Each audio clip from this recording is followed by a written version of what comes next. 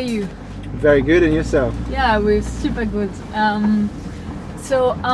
All the techno fans probably will need no introduction, but would you be kind enough to say a few words about yourself for starters? Of course, I'm Victor Ruiz. I'm a DJ and producer from Brazil. Live now in Amsterdam and DJ for around 13 years now. Making music for 13 years now as well, and yeah, techno DJ. And I love it. I love what I do. And I do what I love. Oh, we do love it too. Oh, thank you. I appreciate it. We are very happy to be meeting you here today in Geneva, just before you show at the Audioclub. You just getting back from Chicago, and you will be in Istanbul tomorrow. Yes. Is that what we call the artist life? Yeah, it is. It is an artist's life, but also, I think it's something that I worked so long for. So it's just, let me put it that way. I love traveling. I love people. I love music, and so I'm very grateful. So a few days ago, it was what you called your DJ anniversary. Yes. It was on the 28th of October.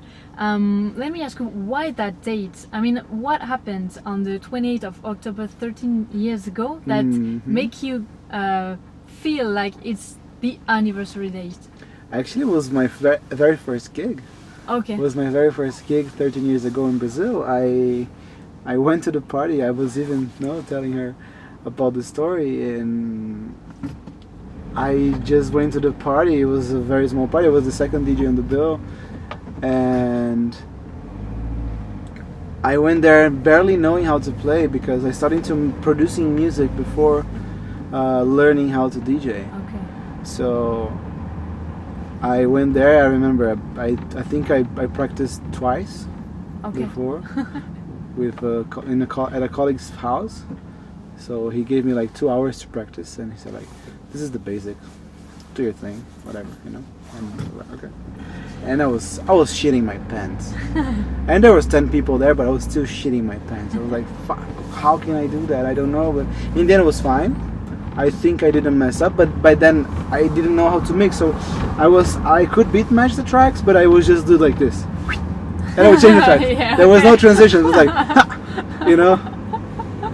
And by then, fun fact, I wasn't playing techno. I was playing psytrance.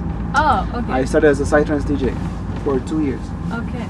And then I came to the right side. And is there a moment, like, do you have a memory, specific memory of when you felt like everything was changing, like this moment when you thought, okay, I'm gonna take off. This is gonna get big. I don't know, because with me it was very subtle. It was very subtle. In Brazil I had a good track that I made a track there back then, and it was like a hit, and then it was good, but I think worldwide, the moment I got booked in Europe for the first time, I did this 2 weekends tour in Germany and Norway. Okay. And I had like 6 gigs in 10 days, which was like really good for the first time. Huge. And then I came back to Brazil. I was like, wow, okay, that was something. And I don't know, it was very organic. I didn't have like a major breakthrough. It was always step by step. Yeah, okay. And for your anniversary, you wrote a very inspired and touching message on the social medias, and you said, be resilient, be hungry, be hardcore. Yeah. That's very interesting. Can you tell us more about that? I think be resilient is for you to never give up, because many times in my career, during my career until now, I think I thought about giving up, like, because it was too difficult, it was too hard, or I was in like those crossroads that you don't know what's gonna happen, and you're working so hard, and nothing big or nothing, let's say, important happens, for you, and you're just like, fuck, man, it's not happening, it's not working. I'm gonna give up. Fuck this shit. Yeah. I'm gonna do whatever. But the end of the day, every time something would happen that would push me to go to continue doing my job, you know, and it's incredible. Every time I had those moments, and I just kept going a bit, something like amazing would happen, like a massive, amazing release, amazing festival, amazing party, tour, name it, whatever. I was like, wow, okay, I'm on the right track. I'm gonna be fine. You know, I'm gonna be fine. So I think you should keep going, and be hungry is always like keep chasing your dreams, and not even that. No, keep finding new ways to improve yourself, and be hungry, like the name says it itself. You know, like one more. You know, but not bullshit, but like what you want actually. I want more. You can do more, you know. And hardcore is just hard work, man. That's it. Yeah. Okay. I mean, if you read all my interviews I ever made in my life, I would say work hard pays off. That's it. Always. You have to work hard. That's it. There's no shortcut. There's no trick. No, there's not. You have to sit your ass down in the studio or whatever, or plan your career and everything, and play and everything, and just go. That's it. Okay. So now let's talk about the main subject of this interview. Yes. As you may know it, our own concept Into the Wild is to produce videos of ourselves playing techno sets in wonderful natural places without any audience. Nice. And we interviewed a lot of DJs about the connection between electronic music and nature. Yes. But it is quite special for us today to ask those questions to you, because you are one of the producers whose tracks are the most present in the sets that we played Into the Wild. Nice. I'm happy to hear that. Red Lights, The Eye of the Beholder, all those are tracks we recently played into our sets. That's so cool. So for us, we inevitably think about you when it comes to nature and music.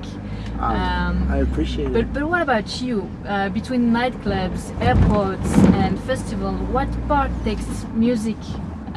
What part takes nature into your life and into your music? Well, I come from a very, how can I say that? A country filled with nature, right? I come from Brazil. Yeah. So there's nature everywhere. I mean, I used to live in São Paulo, which is really hard to find nature. It's literally a concrete jungle, you know. Yeah, we have like a big park in the center. It's nice. It's beautiful, by the way. But if you live in São Paulo, and I remember when I was living there, I was missing nature so much. So I had to make some escapes because I really like nature. Always, of course,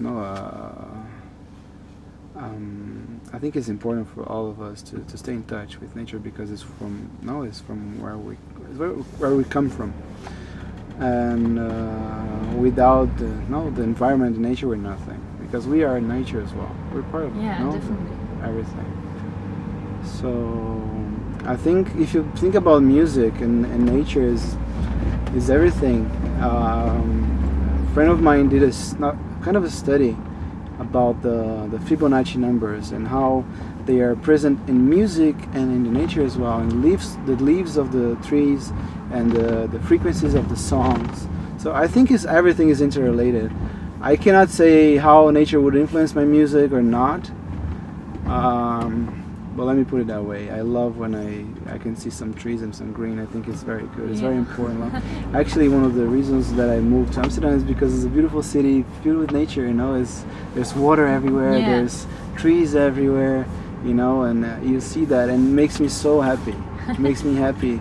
From a guy that comes from Brazil, which is like there's so much nature, but then São Paulo there's nothing. And then I moved to Berlin. You have, of course, a bit of nature, but it's lots of concrete as well. You know, it's very like. And Amsterdam is just beautiful. It's gorgeous. So I think nature is everything. Yeah. And you must be traveling a lot for your gigs. Yes. Do you have time to enjoy the environment of the places you go? Do you sometimes stay one day or two to have the time to wander around and discover things? Or? It depends. If it's in Europe, it's very rare for me to stay in some kind of place. But like I just did a tour in the US, so I played there for 2 weekends. So in between, I just stayed in the country. I stayed in LA and New York. So it's very interesting because both cities, they're very different. LA supposedly has more nature, but it's very dry, and you have the fires, you know. Yeah. So I don't know. It's a very interesting city. I didn't go to the nature there, and these are both places. But yeah, when I do those tours, yes, I stay a bit. I try to choose the best cities or the cities that I want to know. You know, Yeah. like when I went to Australia last time, I was in Melbourne for a few days, and I went to the Botanic Garden, which is insane. They have these oak trees, giant trees for 300 years. Amazing. It's amazing. So yeah. Sometimes when I can stay, I stay. I love to travel and to meet new places. And is there a natural place that once really amazed you, like a view or a landscape that Yes. took your breath away, like no Many other? places in Brazil specifically. In Brazil. Yes. One place is one of my favorite places on earth, and I'm happy that we're traveling there this Christmas. Is Bahia. Bahia is the northeast of Brazil. Okay. If you ever go to Brazil, anybody that's watching going to Brazil, go to Bahia. Is one of the most beautiful places on the planet. Okay. At least for me, you know, it's more personal. Could be, I don't know. But also another place in Brazil. The name is Chapada dos Veadeiros. It's like I think it's 2 hours drive from the capital, Brasilia. And it's these mountains. They're very famous for those kind of mountains. They go like this, and Oh, okay. like this, and they go down. You have so many waterfalls, and there's this specific waterfall Santa Barbara. It's just gorgeous. The water is blue. It looks like paradise. It's just beautiful. We'll definitely go there then. You should, man. It's amazing. It's insane. And the food. Oh yeah. No, the food is insane. Oh yeah. It's Brazilian food, but you have to like it. We know it's not always easy to behave 100% ecologically every day, but is there small things to which you pay attention to leave the planet as beautiful today as it was yesterday? I think you can do many things, you know. I don't know. There's so many tricks and hacks you can do, and it costs you nothing, right? Like, for instance, in my rider, I ask for no plastic. Okay. I ask for no plastic in my rider. Of course, it's difficult to people. It's fine. When it's there, it's okay. I'm not a hypocrite. Most important thing, I'm not a hypocrite. I use plastic a lot, like we all do. Yeah. You know, we all do, and we cannot say that we don't, because we all do. It would be amazing if we would have something to replace it. I think would be the best. Like, and I know there are many research with many things. Even in Brazil, there's some kids that are just trying to get some, not plastic, but kind of plastic that they're just, after a month, they're gone, or 2 months they're gone. You know, they just dissolve. It's nice. You know, so those kind of things. I don't know. There's so many things to do. For now, I don't know. I just, my mind is blank, but there's so much. But that's one of the for sure, that can be for done. sure.